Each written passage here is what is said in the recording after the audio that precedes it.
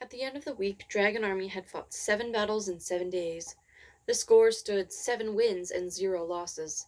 Ender had never had more losses than in a battle with Phoenix Army, and in 2 battles he had suffered not one soldier frozen or disabled. No one believed any more that it was a fluke that put him in the first standings. He had beaten top armies by unheard-of margins. It was no longer possible for the other commanders to ignore him. A few of them sat with him at every meal, carefully trying to learn from him how he had defeated his most recent opponents. He told them freely, confident that a few of them would know how to train their soldiers and their toon leaders to duplicate what his could do. And while Ender talked with a few commanders, much larger groups gathered around the opponents Ender had defeated, trying to figure out how Ender might be beaten. There were many, too, who hated him for being young, for being excellent, for having made their victories look paltry and weak. Ender saw it in their faces when he passed them in the corridors. Then he began to notice that some boys would get up in a group and move to another table if he sat near them in the commander's mess. And there began to be elbows that accidentally jostled with him in the game room, feet that got entangled with his when he walked into and out of the gym, spittle and wads of wet paper that struck him from behind as he jogged through the corridors. They couldn't beat him in the battle room, and he knew it, so instead they would attack him where it was safe, where he was not a giant but just a little boy. Ender despised them, but secretly, so secretly that he didn't even know it himself. He feared them. It was just such little torments that Peter had always used, and Ender was beginning to feel far too much at home. These annoyances were petty, though, and Ender persuaded himself to accept them as another form of praise. Already the other enemies were beginning to imitate Ender. Now most soldiers attacked with knees tucked under them. Formations were breaking up now, and more commanders were sending out toons to slip along the walls. None had caught on yet to Ender's 5-toon organization. It gave him the slight advantage that when they had accounted for the movements of 4 units, they wouldn't be looking for a 5th. Ender was teaching them all about null gravity tactics. But where could Ender go to learn new things? He began to use the video room, filled with propaganda vids about Rackham and the other commanders of the forces of humanity in the first and secondary invasion. Ender stopped the general practice an hour early, and allowed his toon leaders to conduct their own practice in his absence. Usually they staged skirmishes, toon against toon. Ender stayed long enough to see that things were going well, then left to watch the old battles. Most of the vids were a waste of time.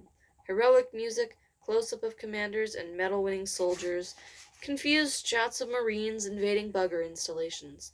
But here and there he found useful sequences. Ships, like points of light, maneuvering in the dark of space, or, better still, the lights on the shipboard plotting screens, showing the whole of a battle. It was hard from the video screens to see all 3 dimensions, and the scenes were often short and unexplained. But Ender began to see how well the buggers used seemingly random flight paths to create confusion, how they used decoys and false retreats to draw the IF ships into traps. Some battles had been cut into many scenes, which were scattered through various videos. By watching them in sequence, Ender was able to reconstruct whole battles. He began to see things that the official commentators never mentioned. They were always trying to arouse pride in human accomplishment and loathing of the buggers, but Ender began to wonder how humanity had won it all. Human ships were sluggish. Fleets responded to new circumstances unbearably slow, while buggers responded to while the bugger fleet seemed to act in perfect unity, responding to each challenge instantly. Of course, the first invasion, the human ships were completely unsuited to fast combat, but then so were the bugger ships. It was only in the second invasion that the ships and the weapons were swift and deadly. So it was from the buggers, not the humans, that Ender learned strategy. He felt ashamed and afraid of learning from them, since they were the most terrible enemy, ugly and murderous and loathsome. But they were also very good at what they did, to a point. They always seemed to follow one basic strategy only: gather the greatest number of ships at the key point of conflict. They never did anything surprising, anything that seemed to show either brilliance or stupidity in a subordinate officer. Discipline was apparently very tight. And there was one oddity. There was plenty of talk about Rackham, but precious little video of his actual battle. Some scenes from early in the battle, Rackham's tiny force looking pathetic against the vast power of the main bugger fleet. The buggers had already beaten the main human fleet out in the comet's shield, wiping out the earliest starships and making a mockery of human attempts at high strategy. That film was often shown to arouse again and again the agony and terror of bugger victory. The fleet coming to Mazer Rackham's little force near Saturn, the hopeless odds, and then one shot from Mazer Rackham's little cruiser, one enemy ship blowing up. That's all that was ever shown. Lots of films showing Marines carving their way into bugger ships, lots of bugger corpses lying around inside, but no film of buggers killing in personal combat, unless it was spliced in from the first invasion. It frustrated Ender that Mazer Rackham's victory was so obviously censored. Students in the battle had much to learn from Mazer Rackham, and everything about his victory was concealed from view. The passion for secrecy was not very helpful to the children who had to learn to accomplish again what Mazer Rackham had done. Of course, as soon as word got around that Ender Wiggin was watching the war vids over and over again, the video room began to draw a crowd. Almost all were commanders, watching the same vids Ender watched, pretending they understood why he was watching and what he was getting out of it. Ender never explained anything. Even when he showed 7 scenes from the same battle but from different vids, only one boy asked tentatively, "Are some of those from the same battle?" Ender only shrugged as if it didn't matter. It was during the last hour of practice on the 7th day, only a few hours after Ender's army had won its 7th battle, that Major Anderson himself came to the video room. He handed a slip of paper to one of the commanders sitting there, and then spoke to Ender. "Colonel Graff wishes to see you in his office immediately." Ender got up and followed Anderson through the corridors. Ender palmed the locks that kept the students out of the officers' quarters. Finally, they came to where Graff had taken root on a swivel chair, bolted to the steel floor. His belly spilled over both armrests now, even when he sat upright. Ender tried to remember. Graff hadn't seemed particularly fat at all when Ender first met him, only 4 years ago. Time and tension were not being kind to the administrator of the battle school. 7 days since your first battle, Ender, said Graff. Ender did not reply. And you've won 7 battles once a day. Ender nodded. Your scores are unusually high, too. Ender blinked. To what commander do you attribute your remarkable success? You gave me an army that does whatever I can think for it. And what have you thought for it to do? We orient downward toward the enemy's gate and use our lower legs as a shield. We avoid formations and keep our mobility. It helps that I've got 5 tunes of 8 instead of 4 of 10. Also, our enemies haven't the time to respond effectively to our new techniques, so we keep beating them with the same tricks. That won't hold up for long. So you don't expect to keep winning? Not with the same tricks. Graff nodded. Sit down, Ender. Ender and Anderson both sat. Graff looked at Anderson, and Anderson spoke next. What condition is your army in, fighting so often? They're all veterans now. But how are they doing? Are they tired? If they are, they won't admit it. Are they still alert? You're the ones with the computer games that play with people's minds. You tell me. We know what we know. We want to know what you know. These are very good soldiers, Major Anderson. I'm sure they have limits, but we haven't reached them yet. Some of the newer ones are having trouble because they never really mastered some basic techniques, but they're working hard and improving. What do you want me to say, that they need to rest? Of course they need to rest. They need a couple of weeks off. Their studies are shot to hell. None of us are doing any good in their classes. But you know that, and apparently you don't care, so why should I? Graff and Anderson exchanged glances. Ender, why are you studying the videos of the Bugger Wars? To learn strategy, of course. Those videos were created for propaganda purposes. All our strategies have been edited out. I know. Graff and Anderson exchanged glances again. Graff drummed on his table. You don't play the fantasy game anymore. Ender didn't answer. Tell me why you don't play it. Because I won? You never win everything in that game. There's always more. I won. Ender, we want to help you be as happy as possible, but if you want to make me the best soldier possible. Go down and look at the standings. Look at all the all-time standings. So far you're doing an excellent job with me. Congratulations. Now when are you going to put me up against a good army?" Graff's set lips turned to a smile, and he shook with silent laughter. Anderson handed Ender a slip of paper. "No," he said. "That's 10 minutes from now," Ender said. "My army will be in the middle of showering up after practice." Graff smiled. "Better hurry up then, boy."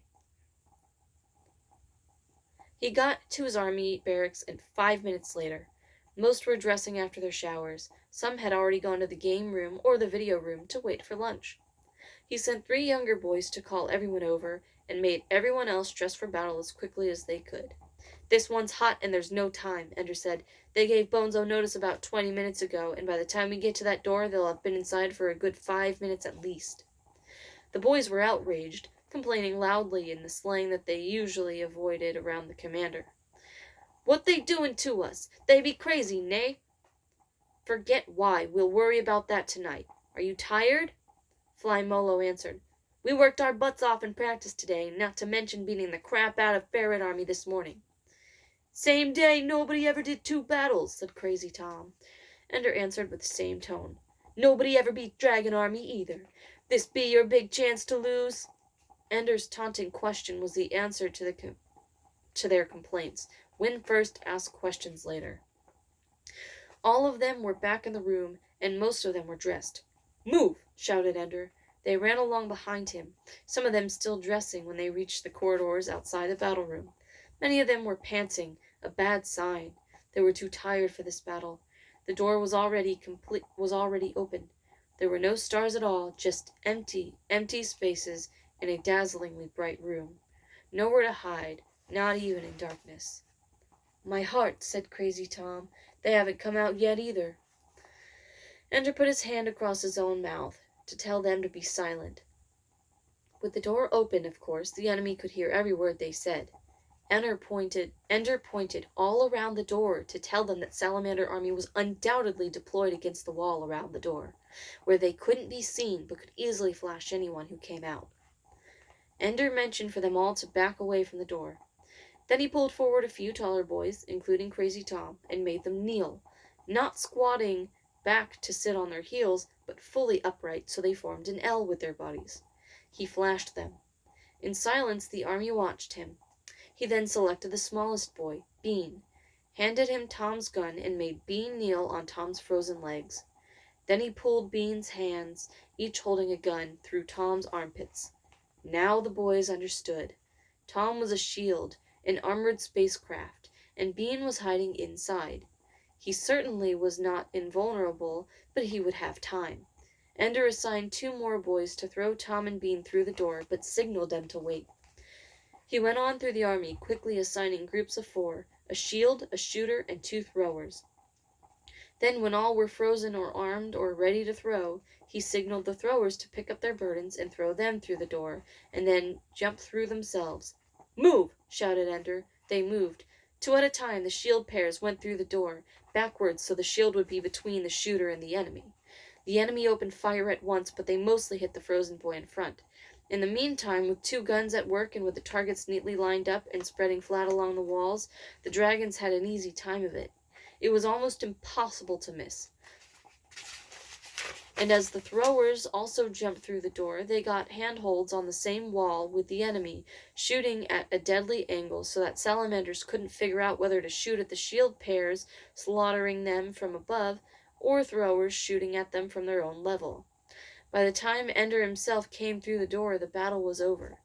It hadn't taken a full minute from the time Dragon passed through the door until the shooting stopped. Dragon had lost 20, frozen or disabled, and only 12 boys were undamaged. It was their worst score yet, but they had won. When Major Anderson came out and gave Ender the hook, Ender could not contain his anger. "I thought you were going to put us against an army that could match us in a fair fight."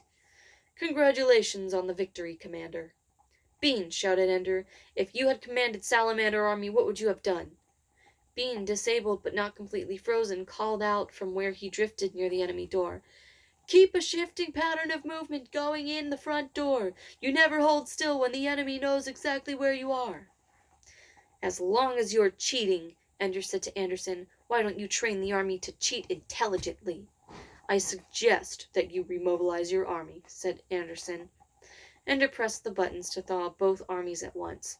Dragon army dismissed, he shouted immediately. There would be no elaborate formation to accept the surrender of the other army. This had not been a fair fight, even though they had won. The teachers had meant them to lose, and it was only Bonzo's ineptitude that had saved them. There was no glory in that. Only as Ender himself was leaving the battle room did he realize that Bonzo would not realize that Ender was angry at the teachers. Spanish honor. Bonzo would only know that he had been defeated, even when the odds were stacked in his favor. That Ender had had the youngest child in his army publicly state what Bonzo should have done to win, and that Ender had not even stayed to receive Bonzo's dignified surrender. If Bonzo had not already hated Ender, he would surely have begun. In hating him as he did, this would surely turn his rage murderous. Bonzo was the last person to strike me, thought Ender. I'm sure he has not forgotten that. Nor had he forgotten the bloody affair in the battle room when the older boys tried to break up Ender's practice session, nor had many others. They were hungry for blood then. Bonzo will be thirsting for it now. Ender toyed with the idea of taking advanced personal defense, but with battles now possible not only every day, but twice in the same day, Ender knew he could not spare the time. I'll have to take my chances. The teachers got me into this. They can keep me safe. Bean flopped down on his bunk in utter exhaustion. The boys in the barracks were already asleep, and it was 15 minutes before lights out. Wearily, he pulled his desk from its locker and signed on. There was a test tomorrow in geometry, and Bean was woefully unprepared. He could always reason things out if he had enough time, and he had read Euclid when he was 5, but the test had a time limit, so there wouldn't be a chance to think. He had to know, and he didn't know, and he would probably do badly on the test. But they had won twice today, and so he felt good. As soon as he signed on, however, all thoughts of geometry were banished. A message paraded around the desk. See me at once. Ender. The time was 21:50, only 10 minutes before lights out. How long ago had Ender sent it?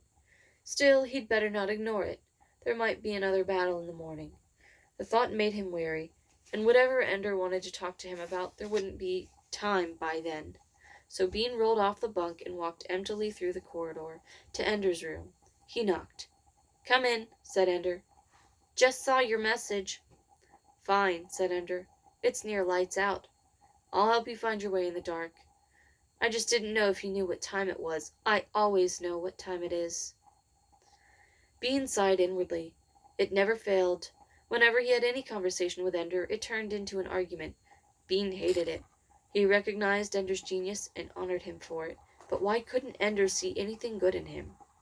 Remember 4 weeks ago, Bean, when he told me to make you a toon leader? I've made 5 toon leaders and 5 assistants since then, and none of them was you. Ender raised his eyebrows. Was I right? Yes, sir. So tell me how you've done in these 8 battles. Today was the first time they disabled me, but the computer listed me as getting 11 hits before I had to stop.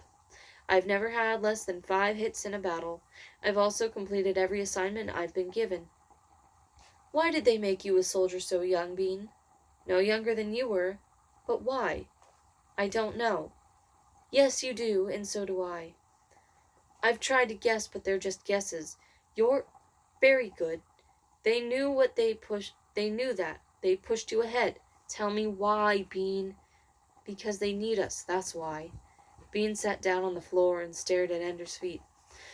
Because they need somebody to beat the buggers. That's the only thing they care about. It's important that you know that, Bean, because most of the boys in this school think the game is important for itself, but it isn't. It's only important because it helps them find kids who might grow up to be real commanders in the real war. But as for the game, screw that. That's what they're doing, screwing up the game. Funny, I thought they were just doing it to us. A game 9 weeks earlier than it should have come. A game every day, and now 2 games in the same day. Bean, I don't know what the teachers are doing, but my army is getting tired, and I'm getting tired, and they don't care at all about the rules of the game. I've pulled the old charts up from the computer. No one has ever destroyed so many enemies and kept so many of his own soldiers whole in the history of the game. You're the best, Ender. Ender shook his head. Maybe, but it was no accident that I got the soldiers I got. Launchies, rejects from the other armies, but put them together and my worst soldier could be a toon leader in another army.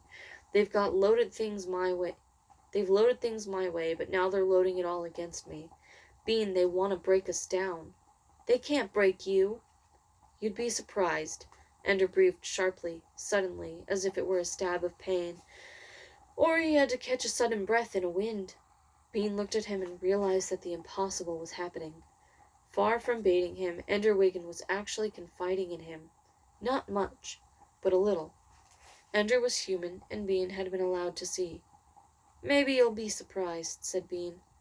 There's a limit to how many clever new ideas I can come up with every day. Somebody's going to come up with something to throw at me I haven't thought of before, and I won't be ready.